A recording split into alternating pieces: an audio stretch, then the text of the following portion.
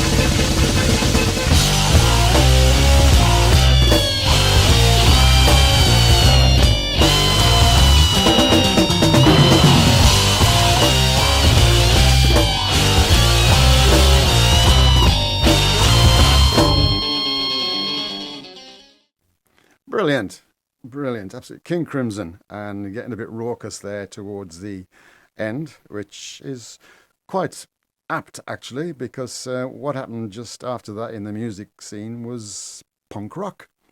And so, how did you get to that then, Chris? Well, it's a tortuous route, I suppose. Political stuff was always in the air in the family, I suppose. My dad's side of the family were Irish, and there was a bit of a Republican thing going on. And my dad couldn't stand Margaret Thatcher, so we're into the 80s now. Right. So yeah, I used to. I would be on my way to primary school. As I cycled to primary school, I was guilty of defacing some of the Vote Michael Spicer posters that might have been in Great Comberton on the way there. So I was only about 10, so.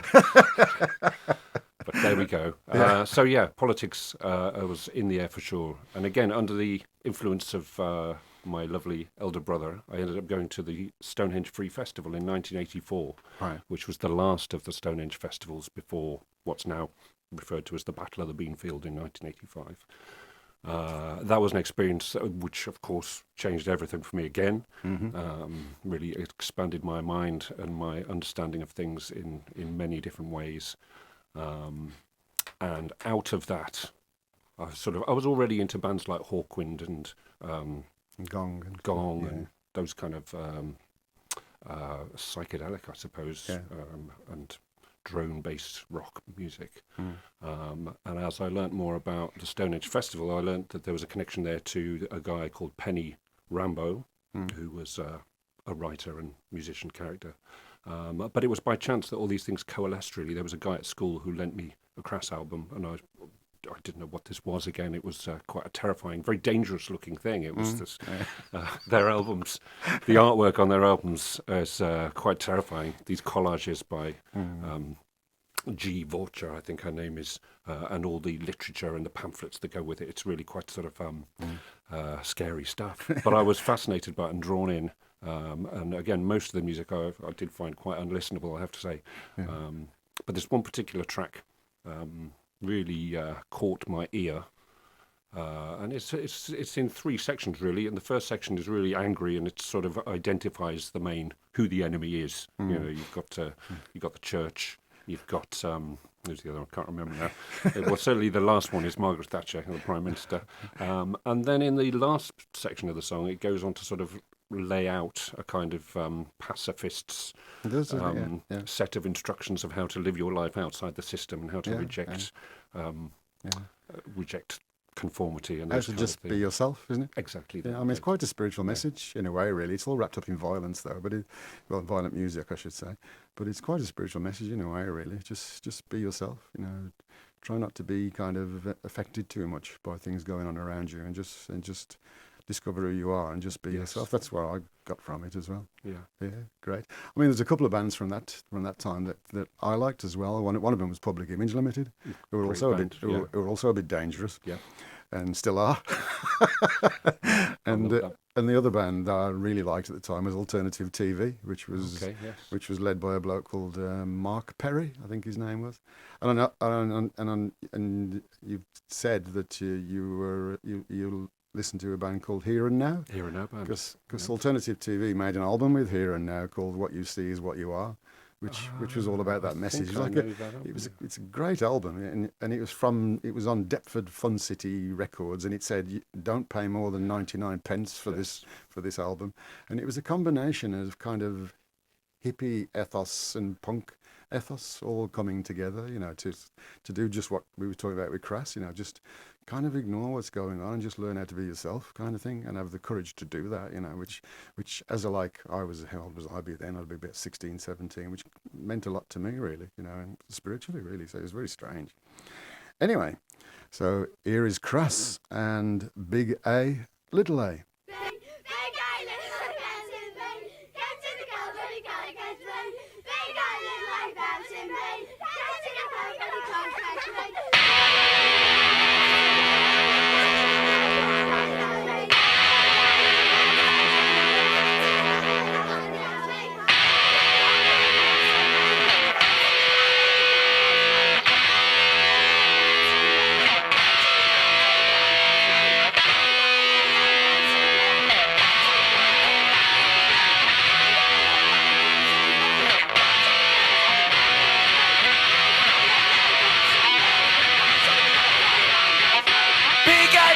stay bouncing me. The system I've got you, but it won't get me.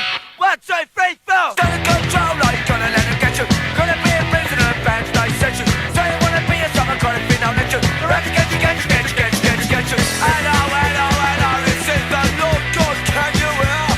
Hellfire and damnation, what I've done for you down there. On earth I have ambassadors, I'm Bishop, Vicar, Pope.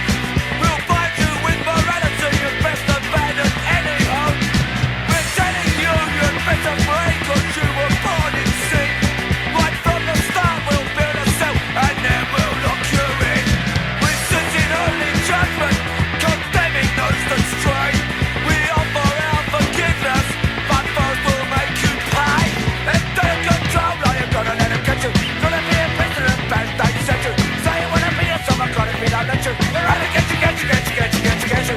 Hello, hello, hello, now here's a message from your queen. And stick ahead on the status quo, I set the social scene. I'm most concerned about my people, I want to give them peace. So I'm making sure they stay in line with my army and police. My prisons and my influence and ever open door. For those amongst my subjects who dare to ask for more. Unruliness and disrespect are things I can't allow. So I'll see the peasants grovel if they refuse to bow. If they're control, now you're gonna let them get you. Gonna be a prisoner of band stage set you. Say you wanna be a summer, gonna be no let you. They're out to get you, get you, get you, get you, get you, get you. Introducing the bird sister, she's a mother to us all. Like a Dutch boy finger in the dike, a this in the wall. Holding back the future, waiting for the seas to part. If Moses did it with his face, she'll do it with an army.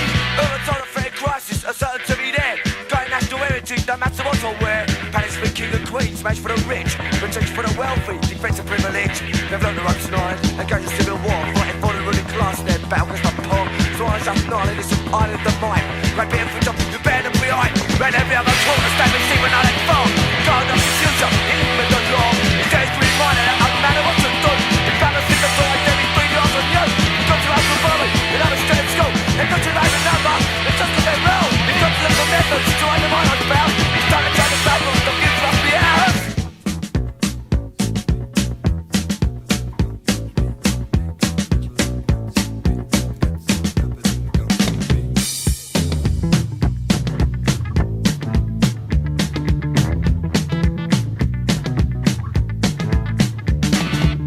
Be exactly who you want to be. Do what you want to do. I'm he and she is she, but you're the only you. No one else has got your eyes, can see the things you see. It's up to you to change your life, and my life's up to me. The problems that you suffer from are problems that you make. That we have to climb through is that we choose to take. If you don't like the life you live, change it now, it's yours. Nothing else affects if you don't recognise the cause. If the program's not the one you want, get up, turn off the set. It's only you that can decide what life you're going to get. If you don't like religion, you can be the Antichrist. If you're tired of politics, you can be an anarchist. But no one ever tried to jump a bullet down the staple. You'll never be the symptom of me number 10. Say the test of my friends, they must be mad at people. You might just live into one, but they'll be back again. If you don't like the rules they make, refuse to play their game. If you don't want to be a number, don't give them your name. If you don't want to be called out, refuse to hear their question. Silence is a virtue, use it for your own protection. I try to make you play their game, refuse to show your face. If you don't want to be beaten down, refuse to join their race. Be exactly who you want to be, do what you want to do. I am he and she is she, but you're the only you.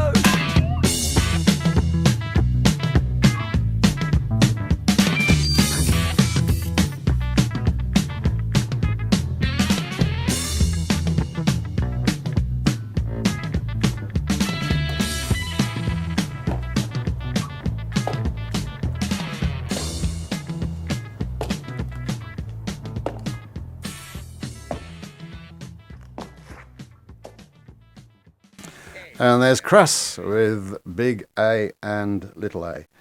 Anyway, so just before we carry on, just a few adverts. One thing I'd just like to say first is if you do want to write into me and suggest anything or ask anything or anything, then please send it to the Outside the Box email, which is bcxotb@gmail.com. That's bcxotb@gmail.com. And just a couple of, if you like this kind of music, there's a couple of gigs coming up you might be interested in. This Sunday on the 10th of May, Taverner's Teapot, the free improvised psychedelic rock band, is playing at Claptrap from 8 o'clock till 8:30. That's in Stourbridge, and of course it's free. On Thursday, the 21st of May, the next Outside the Box event or gig or concert is playing at the Duke William in Stourbridge. That's upstairs at the Duke. Doors 7:30 and the performance is from 8 till 10 p.m. £5 in that one, in cash only. And that'll be with Steve Tromans on synthesizer, Fiona Troon on bassoon and contrabassoon, Becky Lockett on trombone and paraphernalia, Sadie Kay on a really ancient trombone, which I can't remember what the name is now, Mike Bethel on acoustic guitar, myself on electric guitar and effects, and we have a special guest artist called Jude Reese, who plays medieval acoustic instruments, and she'll be playing harp and Northumbrian pipes and other ancient acousticy type of things.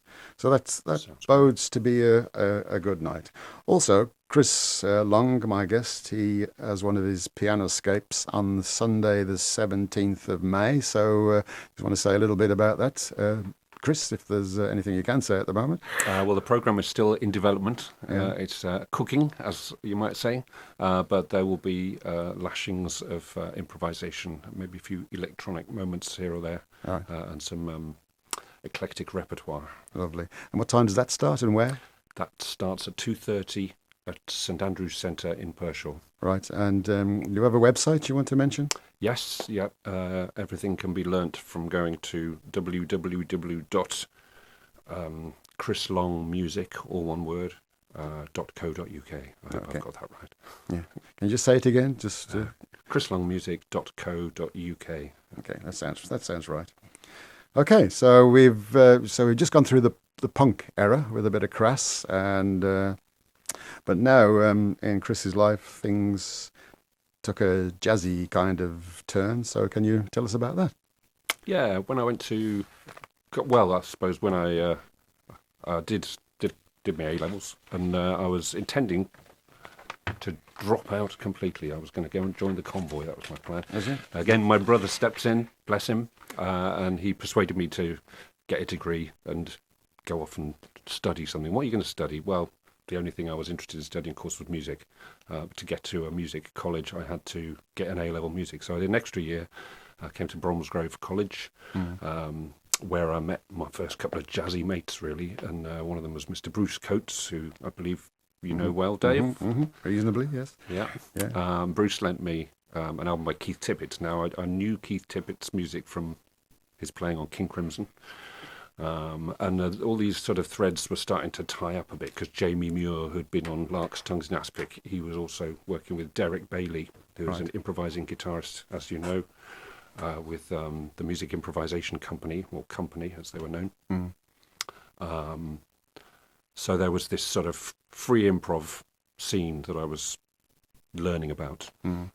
This particular album that Bruce lent me, it was called Frames for an Imaginary Film, and it featured Keith Tippett's Ark, which was a big ensemble with two of every instrument. They all went in 2 by 2, and it made a glorious cacophony. It was such a sort of beautiful chaos of sound, which would then kind of like congeal into these structured moments as well.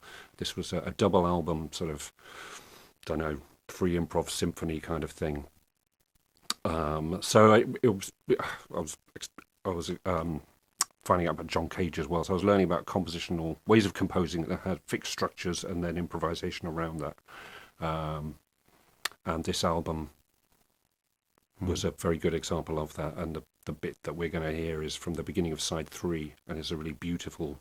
It's one of the bits that isn't Yeah, a yeah. cacophony, but it sort of goes into a glorious cacophony just as it fades out. So you're going to have to go and find the album and have a listen to it. But it's a beautiful section featuring any number of other musicians, but also Julie Tippett, who Right, yeah. Keith's Yeah. wife on vocal. Yeah. Yeah. Yeah, I'll say a bit more about another link to this once we've heard the piece, perhaps. Okay. Afterwards. Okay. So this is called Frames then, and is the album called Frames as well? It is Frames brackets music for an imaginary film. Okay. So that's what you're about to hear. Here we go. Keith Tippett.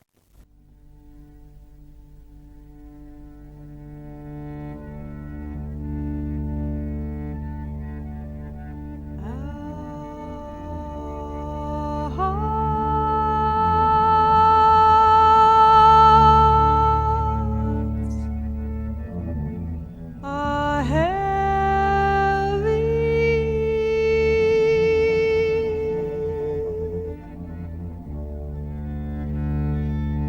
in darkened places.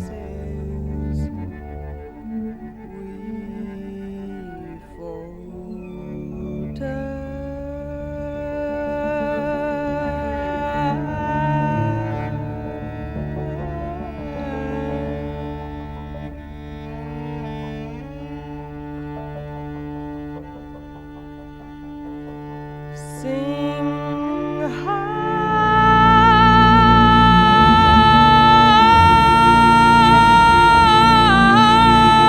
high the song that cleans the breath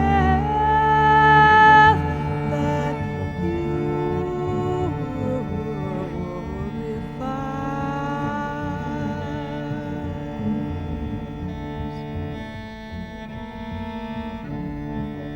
The soul engulfed by murky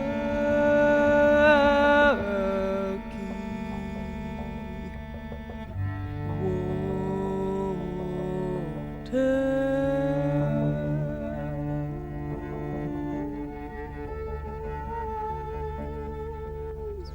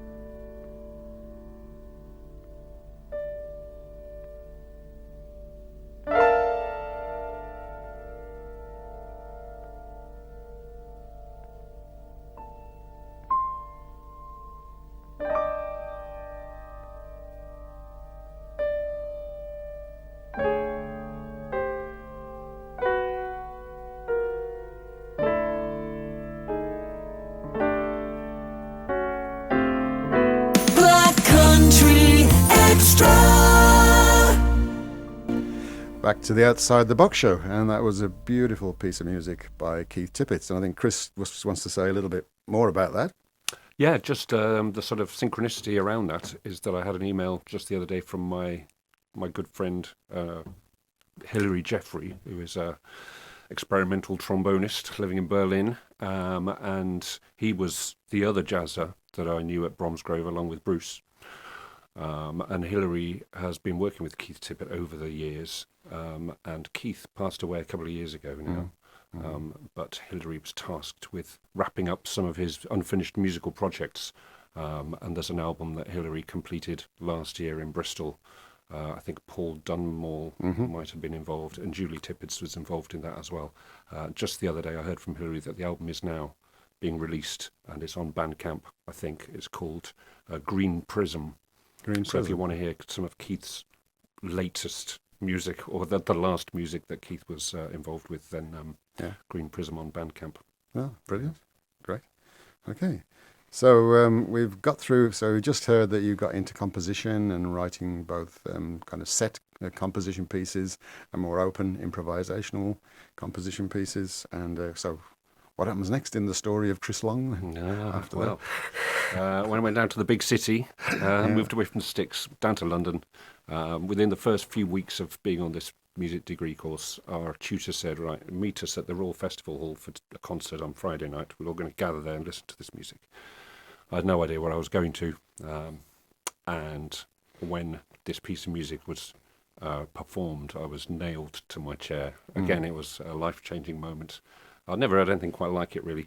This sort of falls into sort of minimalist kind of camp, or process music is perhaps more appropriate.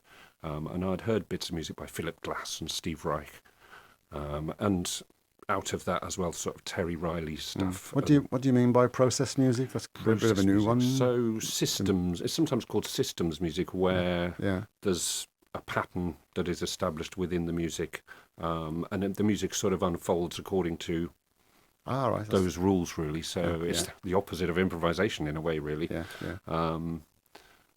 And it's it came out of the minimalist scene in all art movements, really. I suppose reduction of the composer's imposition upon the music. I suppose it follows like a logical form of events. I suppose it's coming out of the stuff John Cage was doing around his silent piece, and the idea of the composer being, I don't know, a facilitator rather than the musical genius who imposes his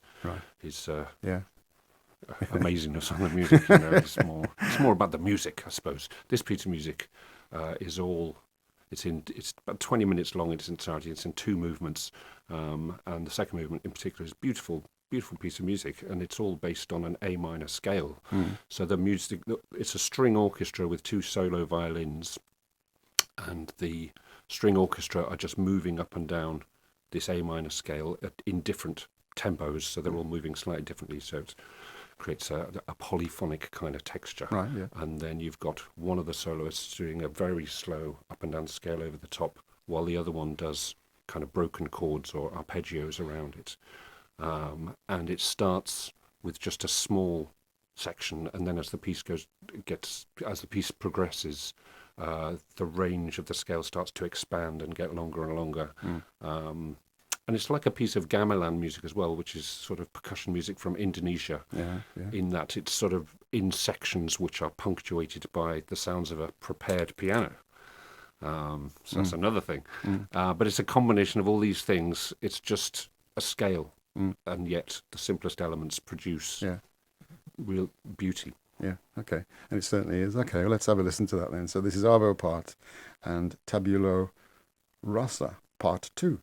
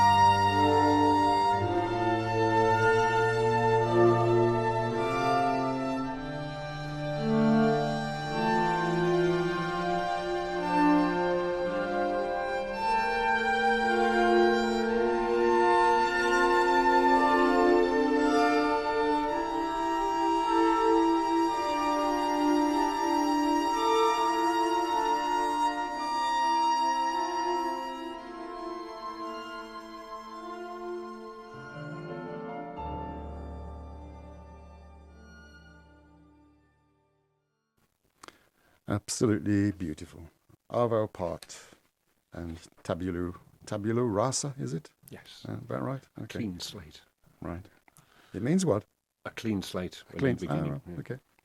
Clean slate. So, Chris, you're a pianist. So, as being a pianist, like there's some pianists that are bound to appear on the horizon, and your next choice definitely does. So, tell us about him then, will you? Well, of course, we're talking about the another Keith, You know, the Keith. the yeah. third of the Keiths. This one being Keith Jarrett, who I think the first album I probably heard was the Clone Concert, Oh, that's it, yeah. which is the gateway drug for all of Keith Jarrett music, perhaps. But also around that time, my mate had the triple boxed album set just called Concerts, which is improvisations recorded in Bremen and Lausanne. And I think those concerts predate the Cold concert, actually, although they weren't released till afterwards. But again, for those people out there who don't know anything about Keith Jarrett is an incredible musician in that he improvises music to a very high level, shall we say, and he channels it from somewhere, and he acts as a vessel for this incredible melding of music of different styles. So his piano improvisations will take in sounds from the classical world alongside jazz, gospel, blues, traditional folk music, everything like that. And he's sort of regarded as being the instigator of the solo improvised piano concert, which many people have done since, myself also drawing on his the inspiration that is. And there's so much recorded music of Keith as well, but the piece that I've chosen for today is from perhaps a lesser known album, which is Improvisations on the Clavichord, which is a lovely old thing, sort of contemporary of the harpsichord maybe. It's a keyboard instrument, but instead of plucking the strings like a harpsichord, there's a tangent on the end of the key that sort of hits the string, and if you wobble the key you can get vibrato like a guitar, so it sounds like a guitar kind of instrument. And Book of Ways is a double album of these clavichord improvisations. I think it was recorded in one session. And he just played this instrument and created all this diverse music. And a lot of it is improvisations in a Baroque style, so they sound like pieces by Bach. They're contrapuntal, fugue-like things, which are just pulled from the air. So it's a real work of genius. Yeah. Well, he did do an album of Bach's preludes and fugues. He didn't did, I yeah, think? that's it. He moves in the classical world as well as in jazz. Yeah. And of course, he did all the all that Gurdjieff music, Yes. which is kind of just strange, really. Yeah. Again, that was a door being opened for me, and I've played a lot of Gurdjieff's music as well as a result of that. Yeah. Just listening to Keith opens many doors if you're a pianist in particular. Yeah. And I've always transcribed music and worked music out by ear. And some of these pieces from this album, including the one we're going to hear, I have transcribed them and I play them as part of some of my concerts, just because they're such beautiful pieces of music and they need to be heard. So yeah, it's good stuff. Yeah, and of course there's all the straight jazz stuff he did as well with his trio, live at the Blue Note. I mean, Yes. turning a little 3.5-minute pop song into a 20-minute masterpiece, which he did a lot. I mean, that happened quite regularly on those Blue Note sessions. Just things from Disney tunes that they were just like Anything and everywhere. There's a lovely album actually called The Melody at Night, I think, which is a load of traditional American folk songs which are beautifully played. That's worth hearing. Anyway, Chris, great to have you on the show. Okay, you take care and see you soon. Thank you.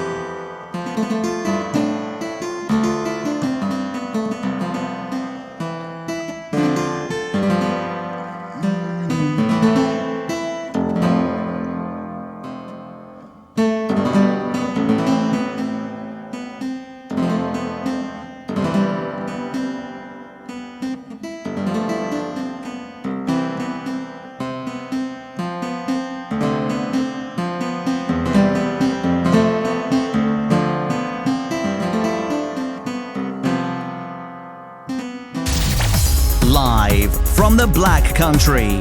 Online, on your mobile.